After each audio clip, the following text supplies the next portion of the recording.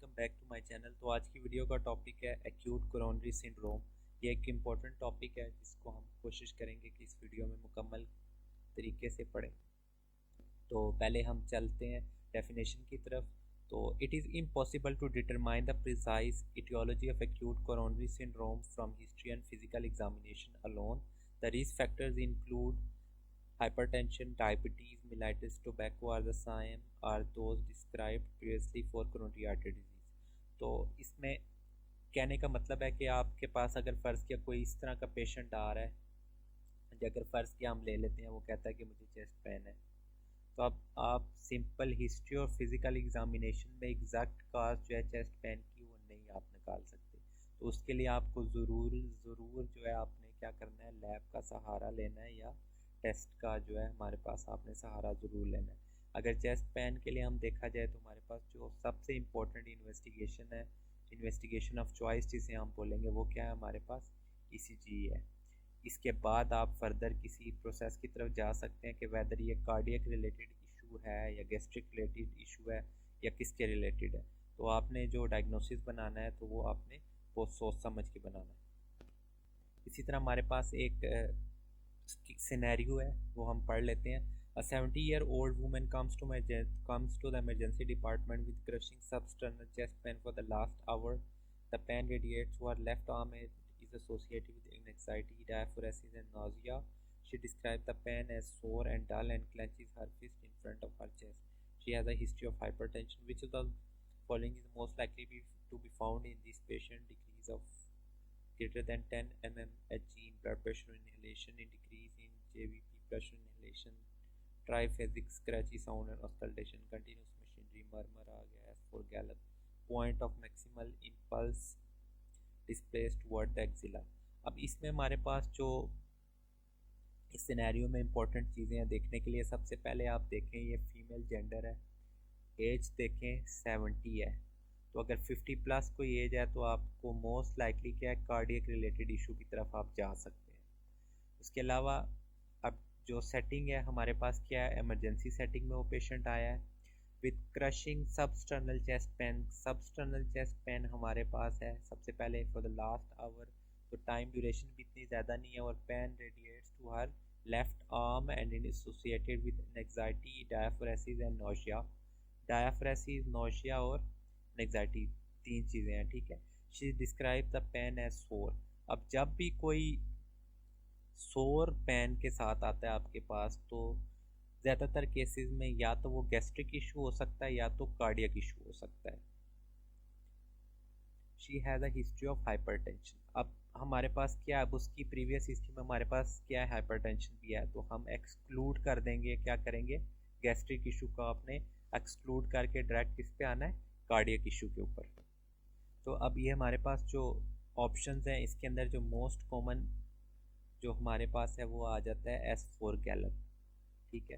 तो correct answer जो है हमारे पास S4 गैलप है। अब ये क्यों करेक्ट ऑप्शन है तो हम मज़ीद आगे पढ़ेंगे तो आप लोग ये समझ आएंगे। अब फ़र्ज़ किया कोई पेशेंट हमारे पास आ जाता है चेस्ट पेन के साथ। आप लेट्स सपोज कर लेते हैं, आपने अपने डिफरेंशियल डायग्नोसिस में क्या रखा है, आपने एक्यूट कोरोनरी सिंड्रोम रखा है। अब एक्यूट कोरोनरी सिंड्रोम में हमारे पास 3 किस्म की डिजीज़ आ जाती हैं। तो आपने क्या कराना है, उसके बाद आपने करना है जी ईकेजी कराना है। अब ईकेजी फाइंडिंग के ऊपर आपने क्या कर सकते हैं, अगर तो फ़र्ज़ किया उसमें एसटी एलिवेशन है तो उस कंडीशन को हम क्या बोलेंगे, एसटी एलिवेशन एमआई। अगर फ़र्ज़ किया ईकेजी हमने करवाया उसके अंदर हमारे पास कोई एसटी एलिवेशन वगैरह नहीं थी, तो हम नेक्स्ट स्टेप जो लेंगे वो हम किसके ऊपर जाएंगे, कार्डियक बायोमार्कर्स पे जाएंगे। अगर कार्डियक बायोमार्कर्स हमारे पास पॉजिटिव हैं तो ये हमारे पास क्या है, नॉन एसटी एलिवेशन एमआई है। और अगर बायोमार्कर्स हमारे पास नेगेटिव हैं तो ये क्या है, अनस्टेबल एंजाइना है। अब हम नेक्स्ट सिनेरियो की तरफ जाते हैं। तो 70-year old woman comes to the emergency department with crushing substernal chest pain for the last hour. Which of the following EKG finding would be associated with the worst prognosis? अब worst prognosis के लिए कौन सी ऐसी finding है जो हमारे पास होंगी, तो सबसे पहले आप देख लें कि 70 years ऑफ एज है, इसके अलावा वुमेन जेंडर है, comes to the emergency department, setting जो है हमारे पास एमरजेंसी की है, with crushing substernal chest pain for the last hour, पिछले 1 घंटे से उसमें क्या है, सबस्टर्नल चेस्ट पेन है। Which of the following K G finding would be associated with the worst prognosis, हमारे पास कौन कौन से जो ऑप्शन हैं उसमें से हम सेलेक्ट करने की कोशिश करते हैं। तो सबसे पहला जो हमारे पास ऑप्शन है जी, ST elevation in leads 2, 3 and AVF। इसके अलावा PR interval greater than 200 milliseconds, ST elevation in lead V2, V4, frequent premature ventricular complexes या PVCs जिन्हें बोलते हैं, ST depression in lead V1 and V2 या right bundle branch block. इसके अलावा हमारे पास क्या है जी, ऑप्शन सी है। क्यों ऑप्शन सी है? Leads V2 to V4 corresponds to the anterior wall of the left ventricle. ST segment elevation most often signifies an acute myocardial infarction. ST elevation in lead 2, 3 and AVF is also consistent with an acute myocardial infarction, but of the inferior wall. Untreated, the mortality associated with the inferior wall MI is less than 5% at 1 year after the event, with an AWMI mortality untreated is closer to 30% to 40%. PR interval greater than 200 milliseconds, first degree AV block. First degree AV block has little pathological potential and when isolated requires no additional therapy. Ectopy such as PVC and APCs are associated with later development of more severe arrhythmias, but no additional therapy is needed for them. Magnesium and potassium levels are normal. PVCs don't require any changes in management. ST depression in lead V1 and V2 are suggestive of a posterior wall MI. These leads are read in the opposite direction of the rest of the leads. In other words, ST depression in leads V1 and V2 would be like ST elevation elsewhere, including function of the posterior wall associated with a very low mortality, and again there is no additional therapy to give because of it. Right bundle branch block is benign compared to a new left branch block. अच्छा, इसके अलावा third पे आ जाते हैं। 70-year old woman comes to the emergency department with crushing substernal chest pain for the last hour. An EKG shows ST segment elevation in V lead V2 to V4. What is the most appropriate next step in the management of this patient? अभी हमने ऊपर पढ़ा था कि सबसे पहले अगर फ़र्ज़ किया कोई एक्यूट कोरोनरी सिंड्रोम के साथ आता है तो आपने क्या कराना है, उसका ECG करवाना है। ECG पे आपने चेंजेस देखनी है। अगर तो एलिवेशन है तो क्या है, ST एलिवेशन MI है। अगर चेंजेस नहीं है तो आपने किस पे जाना है, बायोमार्कर्स। अगर बायोमार्कर्स पॉजिटिव है तो इसका मतलब क्या है, नॉन ST एलिवेटेड MI। अगर तो नेगेटिव है तो हम क्या कह सकते हैं, वो अनस्टेबल जाना है।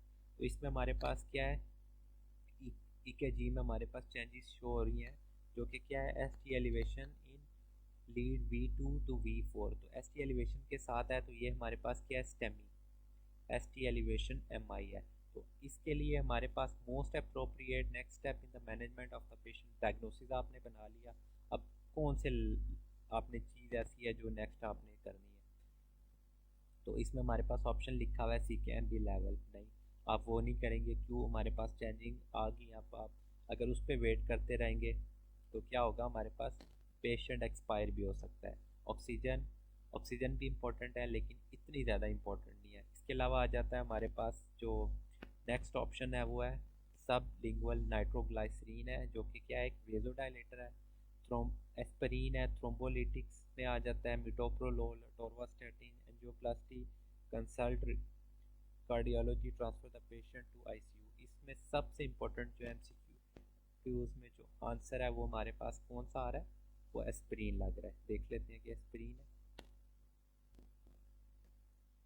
तो इसमें हमारे पास क्या है, जो ऑप्शन है हमारे पास वो है एस्पिरिन।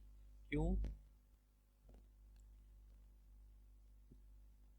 क्योंकि जब भी कोई भी पेशेंट आपके पास एक्यूट कोरोनरी सिंड्रोम का है या आप उसे सस्पेक्ट करें कि इसमें एक्यूट कोरोनरी सिंड्रोम हो सकता है, तो उसके लिए आपने सबसे पहली चीज़ जो है जिसके ऊपर भागने की कोशिश करनी है वो एस्पिरिन है, या कोई भी ऐसी जो है वो ड्रग है जैसा कि प्रासुग्रेल, टिकाग्रेलर या इस तरह की जो ड्रग्स हैं, आपने सबसे पहले उनसे स्टार्ट लेना है। तो आ जाता है हमारे पास aspirin lower mortality acute coronary syndrome and it's critical to administer it as rapidly as possible with only 1 hour since the onset of pain. Neither the CKMB level nor the troponin level would be elevated yet.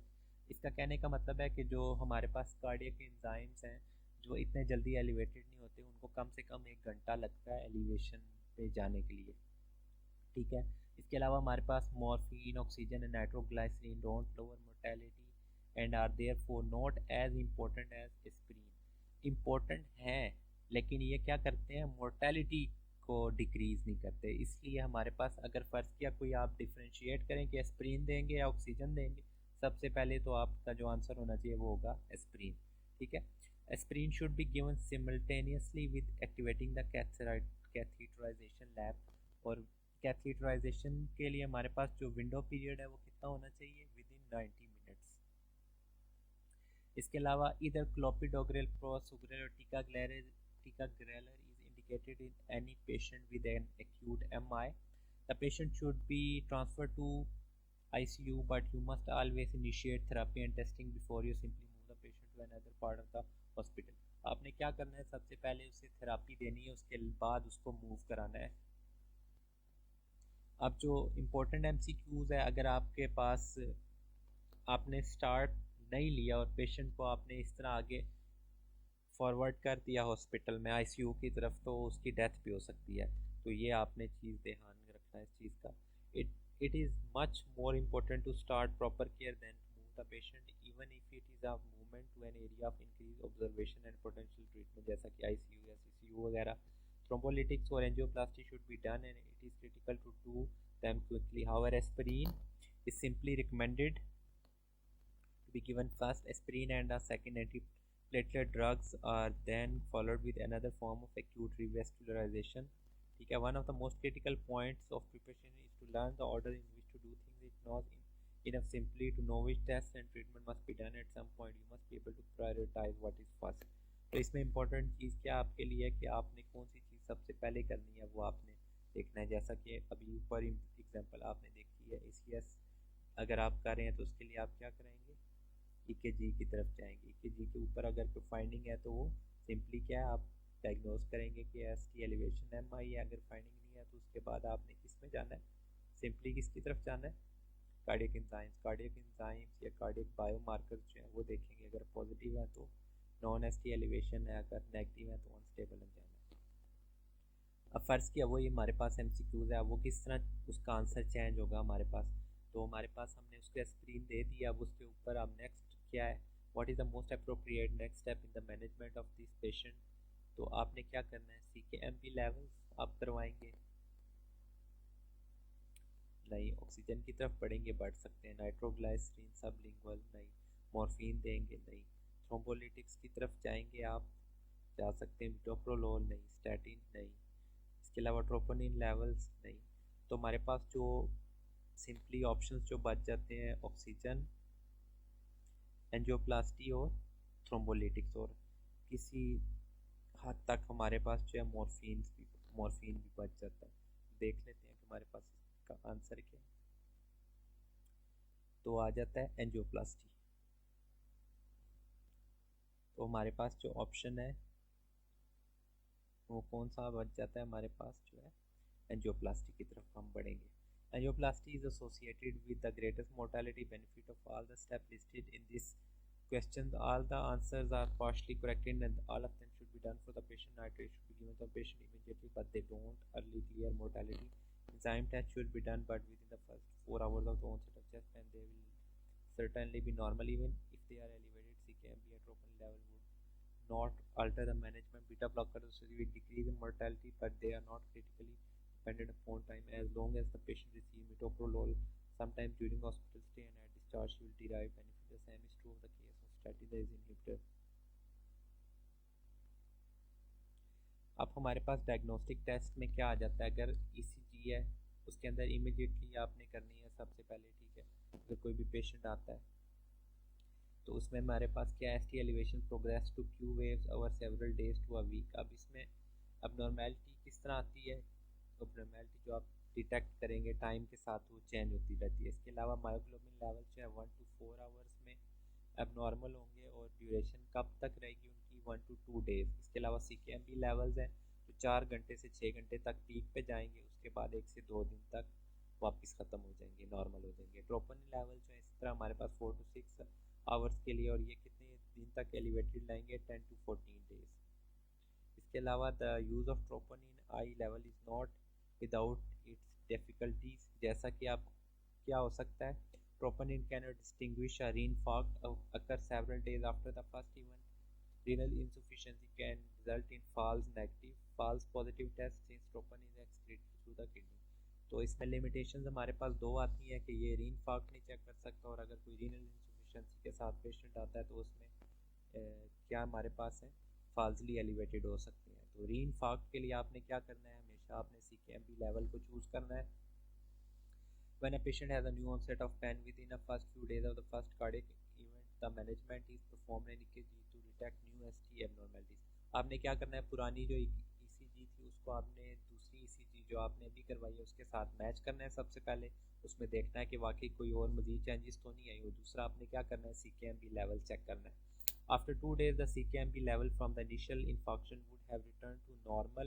A CKMB level that is elevated several days after an initial myocardial infarction indicated of a new ischaemic event. ठीक है, तो new ischaemic event के लिए आपने किस पे जाना है, CKMB लेवल पे। इसके अलावा ICU मॉनिटरिंग में क्या करना है, after the initial management is put in place the patient should be monitored in an ICU continuously. The monitor essential. क्यों इसेंशियल है, multiple factors contribute to the lowering mortality through benefit. क्यों, most common cause of death in the first several weeks after an infarction is myocardial infarction ventricular arrhythmia. Most common cause क्या है, infarction के बाद ventricular arrhythmia cause of death जो है हमारे पास। Rapid performance of electrical cardioversion और defibrillation is available. ठीक है, तो MCQs आ सकता है कि इंपॉर्टेंट क्या है, कॉज ऑफ डेथ कौन सी है जो MI के बाद है, तो वह है वेंट्रिकुलर एरिथमिया। अब ट्रीटमेंट में हमारे पास क्या है, ST एलिवेशन है MI में, आपने क्या करना है, ACS is best initially managed with aspirin इधर orally और chewed फॉर्म में। हमारे पास clopidogrel is often used if there is an allergy to aspirin. Prasugrel and ticagrelor are alternatives to clopidogrel that have benefit when stenting is done. अगर फ़र्ज़ किया किसी patient में स्टेंटिंग डन है तो उसमें हमारे पास क्या देंगे हम, ट्रासुकुलर और टिकाग्रेलर, जो कि मोर बेनिफिशियल इफेक्ट जिसका है हमारे पास क्या है, एस्पिरिन की निस्बत इनका ज़्यादा है, अगर कोई ऐसा पेशेंट जिसमें स्टेंटिंग हुई हुई है। ठीक है, all patient with ACS should receive 2 antiplatelet medication immediately upon arrival in the emergency department. The antiplatelet medication should be a combination of aspirin and second agent either clopidogrel, prasugrel or ticagrelor. All three are inhibitors of P2Y12 receptor on the platelet. Two-drug therapy specific to acute presentation and especially to the use of coronary stenting. The use of 2 antiplatelet medication doesn't apply to chronic or stable artery when angioplasty and stenting are planned. The answer is ticagrelor or prasugrel. All three P2Y12 inhibitors are beneficial. The restenosis of stenting is best preventable by prasugrel or ticagrelor. अब important क्यों है कि उन patient में जिनमें पहले से फर्ज के स्टेंट पड़ा हुआ है कि आप उनको प्रासुग्रल या टिकाग्रेलर के ऊपर डालें, क्योंकि ये प्रिवेंट करती है रीस्टिनोसिस जो कि स्टेंट की वजह से हो सकती है। ठीक है, clopidogrel is used in all, किन केसेस में यूज़ हो सकती है, जो कि कम्बिनेशन विद एस्पिरिन और all ACS aspirin intolerance such as. अगर किसी पेशेंट ऐसा है जिसको पहले से एलर्जी हो एस्पिरिन के लिए तो आप उसको चेंज कर सकते हैं क्लोपिडोग्रेल पे। इसके अलावा अगर उसमें एंजियोप्लास्टी या स्टेंटिंग हुई हुई है जो कि रिसेंट है। इसके अलावा best mortality benefit in chronic angina में हमारे पास क्या, एस्पिरिन और बीटा ब्लॉकर्स। तो इसके लिए निमोनिक आप याद रख सकते हैं, बैन क्रोनिक एंजाइना बैन करना है आपने। ठीक है, B for beta blocker, A for aspirin और N फॉर नाइट्रेट्स। ठीक है, clopidogrel is really associated thrombotic thrombocytopenic purpura. तो हमारे पास क्या है, सबसे इम्पोर्टेंट जो है कौन सी कंडीशन है जिससे बचा सकती है, जिससे रेयरली एसोसिएशन है जिसकी हमारे साथ है, वो थ्रोम्बोटिक थ्रोम्बोसाइटोपेनिक परपुरा या TTP।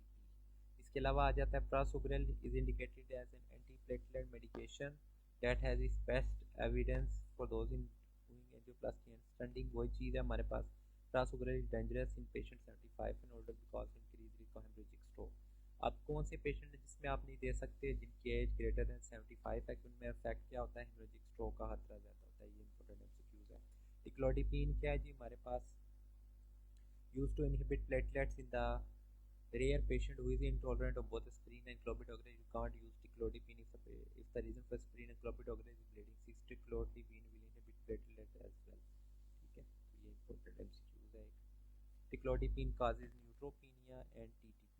अब इसका भी हमारे पास साइड इफेक्ट क्या है, ये न्यूट्रोपीनिया और थ्रोम्बोसाइटोपेनिक थ्रोम्बोटिक परफुरा काज करती है। इसके अलावा अगर आप फ़र्ज़ की आप मेडिकेशन के साथ जो पेशेंट आया वो सेट नहीं हो रहा, उसके जो साइन एंड सिम्टम्स हैं, तो आपने नेक्स्ट स्टेप क्या लेना है, आपने जाना है सर्जरी के रिलेटेड। अब सर्जरी के रिलेटेड में हमारे पास दो तरह के ऑप्शन आ जाते हैं, जो कि है एक कंडीशन है जिसे हम बोलते हैं स्टंटिंग या जिसे हम बोलते हैं पीसीआई, और दूसरे हमारे पास क्या आ जाती है ग्राफ्ट, जिसमें हम जैसा कि कोरोनरी आर्टरी बाईपास ग्राफ्ट है, कैपजी जिसे बोलते हैं। इसके अलावा एंजियोप्लास्टी है, तो उसमें क्या करना है, angioplasty superior to thrombolytics in term of survival and mortality, fewer haemorrhagic complication, likelihood of developing complications of MI and papillary muscle ruptures. ठीक है, डोर टू बैलून टाइम जिसको हम बोलते हैं वो क्या है 90 मिनट्स। अब सबसे ज़्यादा बेनिफिट हमारे पास किन पेशेंट में होगा, अगर वो आप उसमें 90 मिनट्स के अंदर अंदर आप पीसीआई की तरफ उन्हें लेके जाएं। The standard of care is that PCI is expected to be performed with in 90 minutes of the patient arriving in the emergency department with chest pain. ठीक है, कॉम्प्लिकेशंस ऑफ पीसीआई में हमारे पास कौन कौन सी है, इसके अलावा रप्चर है, रीस्टिनोसिस है, हेमाटोमा फॉर्मेशन है, या डिस्टल कोलेस्ट्रॉल एम्बोलाइजेशन। तो ये हमारे पास इंपॉर्टेंट है जो कि आपको याद होने चाहिए। ठीक है, ये इसके अलावा हमारे पास आ जाता है एक scenario, rate of stenosis with in 6 months of PCI. No stenting क्या है, तो उसमें 30 to 40 है, बेयर मेटल स्टेंट है तो 10 to 15 है, और ड्रग इलूटिंग इवेंट स्टेंट जो है हमारे पास लेस देन 5% है। तो नॉर्मली हम कौन से यूज़ करते हैं, ड्रग इलूटिंग स्टेंट है वो बेटर। ठीक है, if there is a contraindication to the use of thrombolytic, the patient should be transferred to a facility performing PCI। अब कॉन्ट्राइंडिकेशन हमारे पास पीसीआई के क्या क्या है, तो major bleed into the bowel, जो कि हमारे पास मेलिना और ब्रेन है, जैसे कि any type of CNS bleeding है, recent surgery with in the last 2 weeks और severe hypertension above 180/110, non-hemorrhagic stroke within the last 6 months, positive brown stool is not an absolute contraindication to the use of thrombolytic। इसके अलावा एक बड़ा important सा MCQs type है कि time is muscle, delay जितना हम करेंगे वो डेथ की तरफ जाता जाएगा। ठीक है, the mortality benefit of thrombolytic stands out to 12 hours from the onset of chest pain। in other words, you can say thrombolytics in any patient with chest pain ST segment elevation within the first 12 hours of the onset of chest pain, the mortality benefit is as much as a 50% relative risk reduction within the first 2 hours of the onset of pain। This is why a patient with chest pain who arrives in the emergency department should receive thrombolytics within 30 minutes of coming through the door। Door to needle time क्या under 30 minutes। All the treatment listed in the table are used in patients with ACS।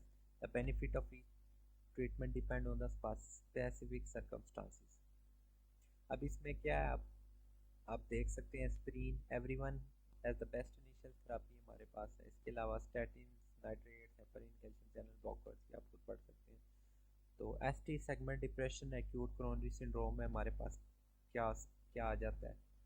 इसके अलावा आ जाते हैं हमारे पास GP2B3 inhibitors हैं, कौन से एप्सिक्सीमैब, टायरोफिबॉन, एप्टाइड जो है ये इतना इम्पोर्टेंट नहीं है, ये हमारे पास इम्पोर्टेंट है, ग्राफ है। Summary of treatment difference between cardiac event, हमारे पास स्टेबल एंजाइना है, अनस्टेबल एंजाइना और एसटी एलिवेशन एमआई है। तो उसके अंदर आपने कौन सी मेडिसिन देनी है, कौन सी नहीं देनी, तो ये यहाँ पे बहुत इम्पोर्टेंट सा है, ये आपको याद रखना पड़ेगा।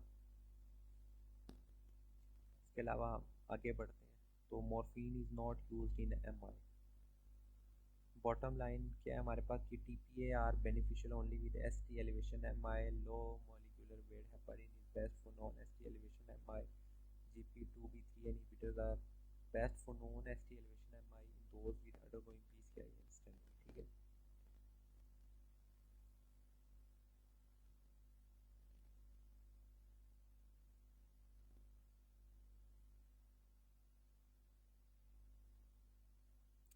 अब हमारे पास आ जाती हैं कॉम्प्लिकेशंस। अब कॉम्प्लिकेशंस ऑफ एक्यूट एमआई हमारे पास कौन कौन सी हैं? सबसे पहले है जी, all the complications of myocardial infarction can result in hypotension, so the presence of hypotension will not help you determine the diagnosis, ठीक है।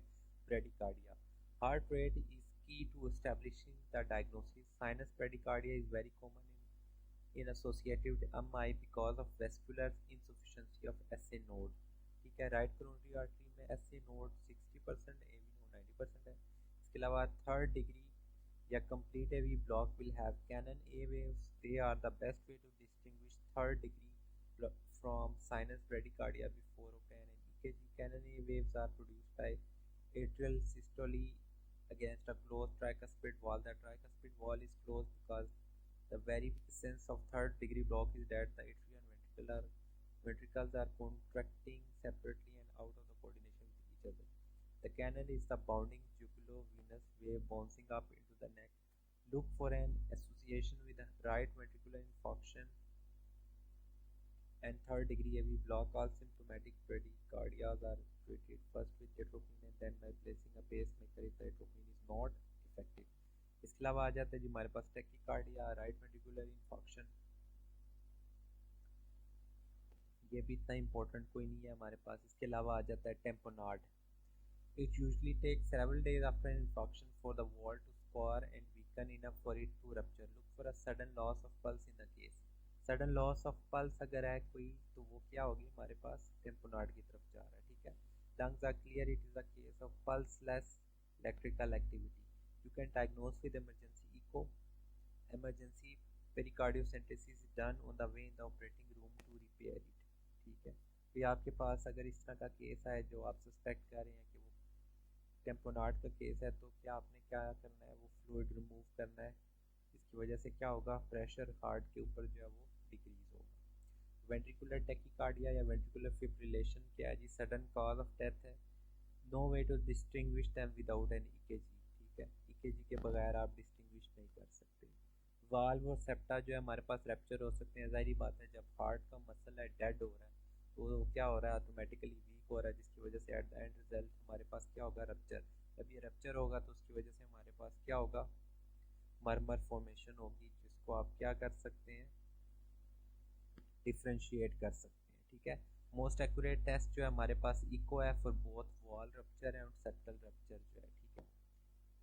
इसके अलावा intraaortic balloon pump is the answer when there is acute pump failure from an anatomic problem that can be fixed in the operating room. IA BP contract and relax in sign natural heartbeat if give a push forward to the blood, क्या होगा। फिर आ जाता है extension of the infarct, aneurysm, mural thrombus वगैरह formation जो होती है। इसके अलावा आ जाता है जी what is the most likely diagnosis. अगर थर्ड डिग्री AV ब्लॉक है तो उसमें की फीचर्स क्या आएंगे हमारे पास, ब्रेडिकार्डिया आएगा और कैनन ए वेव्स आएंगे। साइनस ब्रेडिकार्डिया है तो नो कैनन ए वेव्स है। टेम्पोनार्ड या वॉल रप्चर में है जी sudden loss of pulse, JVP distension जो है। RV इंफार्क्शन में क्या है, inferior wall MI in history, clear lungs, tachycardia है जी, hypotension with nitroglycerin है। valve rupture में हमारे पास न्यू मरमर आएगा, रेल्स congestion वगैरह आएंगी। सेप्टल रप्चर है तो उसमें फीचर हमारे पास क्या आएंगे, न्यू मरमर फॉर्मेशन होगी, increase in oxygen saturation on entering the right ventricle होगा।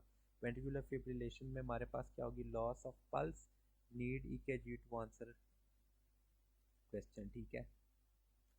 तो इस तरह हमारे पास थेरापी के रिलेटेड आपके पास ये आ जाती हैं, ड्रग्स आ जाती हैं। तो this is a very frequently tested subject. The most common tested facts are don't combine nitrate with sildenafil. Hypertension can result because they are both vasodilators. अब आपने क्या करना है, आपने कोई भी ऐसा पेशेंट है जिसमें आप ऑलरेडी आप दे रहे हैं नाइट्रेट्स दे रहे हैं, तो आपने उसमें क्या करना है, सिल्डेनाफिल वगैरह जो ड्रग्स हैं आपने वो नहीं देनी। क्या क्यों नहीं देनी? क्योंकि ये दोनों वेजोडाइलेटर हैं जिसकी वजह से एट द एंड रिजल्ट हमारे पास क्या होगा? हाइपोटेंशन होगी। Erectile dysfunction post infection is most commonly from an anxiety. अब क्या होती है? ड्यू टू एन एग्जाइटी है, ये कोई साइड इफेक्ट वगैरह नहीं है किसी मेडिसिन वगैरह का, ठीक है। The patient should await after an MI to reengage in sexual activity if the patient is symptom free. Sexual activity may begin in 2 to 4 weeks. A small MI requires a shorter wait before significant. If the post-MI stress test is described as normal, the patient can re-engage in any form of exercise regardless to written rules. ठीक है, तो ये था आज का topic. मुझे उम्मीद है आपको ये वीडियो पसंद आई होगी। आपको वीडियो पसंद आई है तो पहले मेरे चैनल को सब्सक्राइब करें। मैं आपसे मिलता हूँ नेक्स्ट वीडियो में, तब तक के लिए खुदा हाफिज़।